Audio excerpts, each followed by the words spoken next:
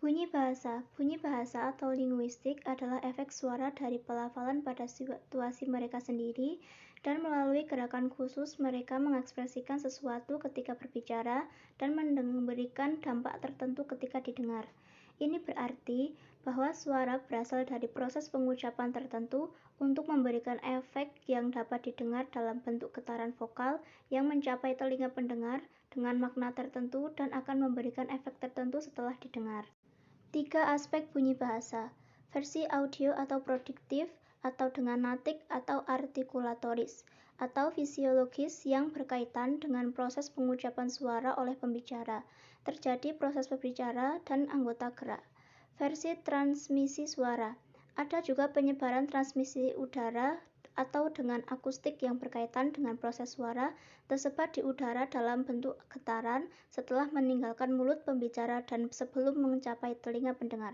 Dari segi penerimaan suara atau reseptif atau sisi auditoris atau pendengar terhubung ke proses fisiologis ketika pendengar menerima suara berhubungan dengan proses mental ketika pendengar memahami suara dan terjadi pada efek yang sama. Kajian bunyi bahasa. Bunyi bahasa atau bunyi ujaran fon menyangkut bunyi yang dikeluarkan oleh alat bicara tanpa melihat fungsinya sebagai pembeda arti. Bunyi bahasa dari sudut ujaran atau turunan parol. Kajian mengenai bunyi bahasa ini disebut fonetik. Fonetik dapat didefinisikan sebagai kajian tentang bunyi bahasa, pembentukannya, frekuensinya, sebagai getaran udara, dan cara penerimaannya oleh telinga. 3 jenis fonetik. Fonetik artikulatoris. Fonetik artikulatoris ialah fonetik yang mempelajari bagaimana mekanisme alat-alat bicara yang ada dalam tubuh manusia menghasilkan bunyi bahasa. Kedua, fonetik akustis. Fonetik akustis ialah fonetik yang mempelajari bagaimana mekanisme alat-alat bicara yang ada dalam tubuh manusia menghasilkan bunyi bahasa. Fonetik auditoris mempelajari bagaimana mekanisme telinga menerima bunyi bahasa sebagai getaran udara. Produksi atau proses bunyi bahasa.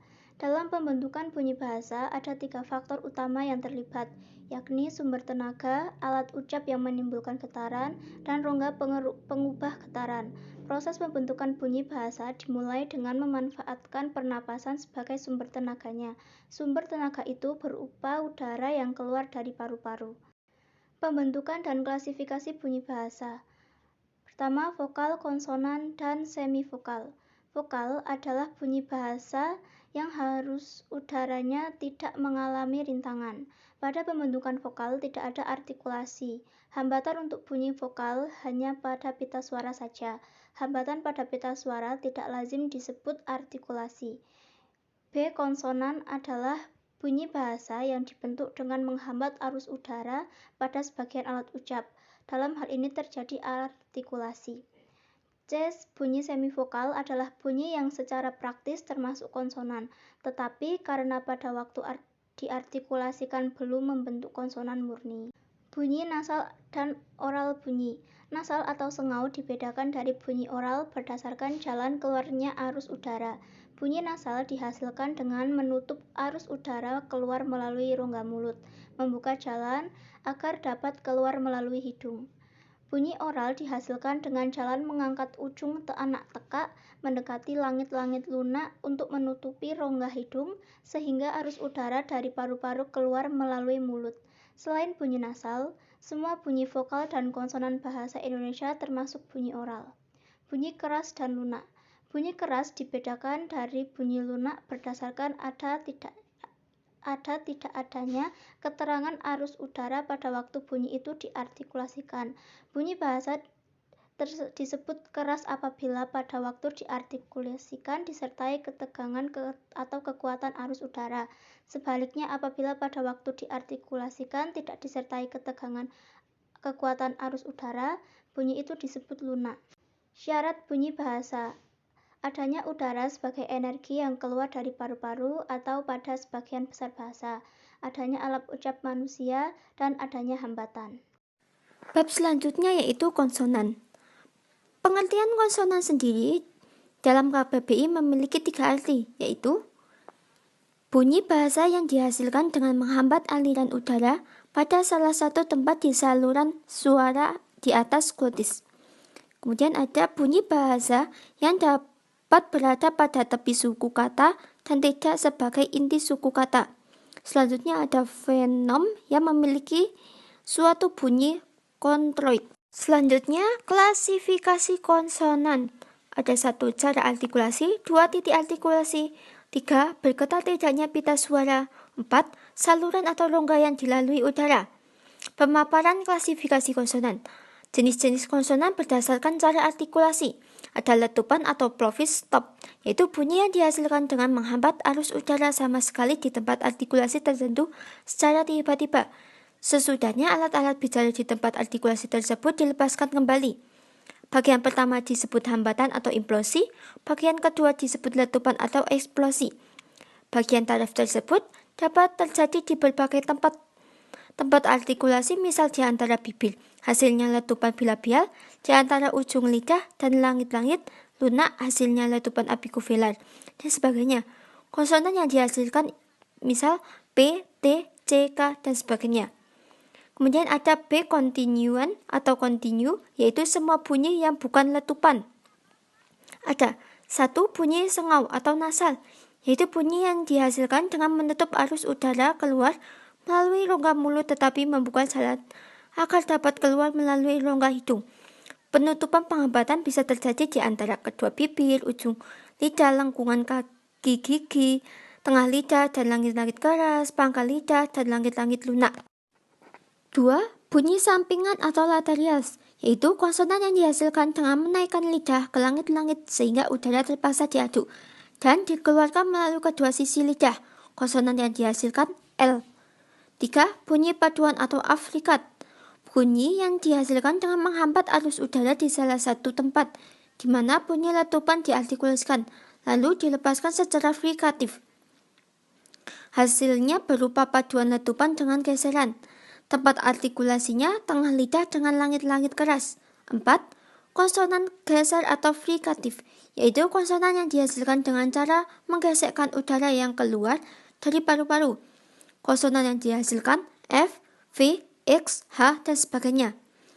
5. Konsonan getar atau trills, yaitu konsonan yang dihasilkan dengan mendekatkan dan menjauhkan lidah ke alveolum dengan cepat dan berulang-ulang sehingga udara bergetar. Konsonan yang dihasilkan R. 6. Bunyi kembar atau geminals, yaitu konsonan yang terjadi dengan memperpanjangkan kalau bunyi itu sesuai kontinuan atau dengan memperpanjangkan waktu implosi dan eksplosi dalam hal bunyi letupan. Selanjutnya jenis-jenis konsonan berdasarkan titik artikulasi, yakni hubungan antar artikulator dan titik artikulasi.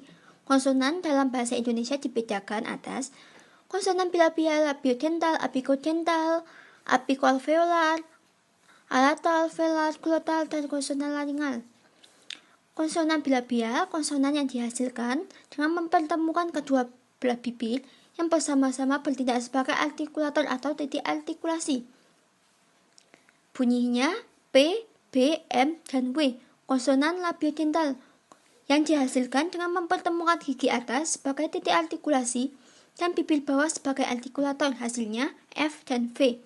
Konsonan apigodental yang dihasilkan dengan ujung lidah atau apex yang bertindak sebagai artikulator dan daerah antar gigi atau velum sebagai titik artikulasi. Bunyinya S, Z, R, L. Konsonan palatal, itu konsonan yang dihasilkan oleh bagian tengah lidah sebagai artikulator dan daerah antar gigi atau velum sebagai titik artikulasi. Bunyinya S, Z, R, L. Konsonan palatal, itu konsonan yang dihasilkan oleh bagian tengah lidah sebagai artikulator dan langit-langit keras sebagai titik artikulasi. Bunyinya C, J, S, sebagainya. Konsonan velar atau dorsovelar yang dihasilkan oleh belakang lidah atau dorsum sebagai artikulator dan langit-langit lembut atau velum sebagai titik artikulasi. Bunyinya K, G, X, dan sebagainya. Selanjutnya ada konsonan glotal atau hamzah yang dihasilkan dengan posisi pita suara sama sekali merapat sehingga menutupi glotis. Kemudian konsonan laringal, yaitu konsonan yang dihasilkan dengan pita suara terbuka lebar sehingga udara yang keluar digeserkan melalui glotis. bunyinya H. Jenis-jenis konsonan berdasarkan getaran pita suara. Posisi pita suara atau bergetar tidaknya pita suara ini dibedakan atas konsonan bersuara dan tidak bersuara. Konsonan bersuara yaitu konsonan yang terjadi jika udara yang dikeluarkan dari rongga ujaran turut menggetarkan pita suara. Konsonan yang dihasilkan M, B, V, N, dan sebagainya. Kemudian konsonan tak bersuara yaitu konsonan yang terjadi jika udara yang keluar dari rongga ujaran tidak menggetarkan suara. Yang dihasilkan P, T, C, K, dan sebagainya. Kemudian jenis-jenis konsonan berdasarkan saluran rongga yang dilalui udara. Dibedakan atas konsonan oral dan konsonan nasal. Konsonan oral yaitu konsonan yang terjadi jika udara keluar melalui rongga mulut. Konsonan yang dihasilkan P, T, C, K, dan sebagainya. Konsonan nasal yaitu konsonan yang terjadi jika udara keluar melalui rongga hidung. Contohnya M, N, dan sebagainya. Sekian pemaparan dari kelompok kami. Terima kasih.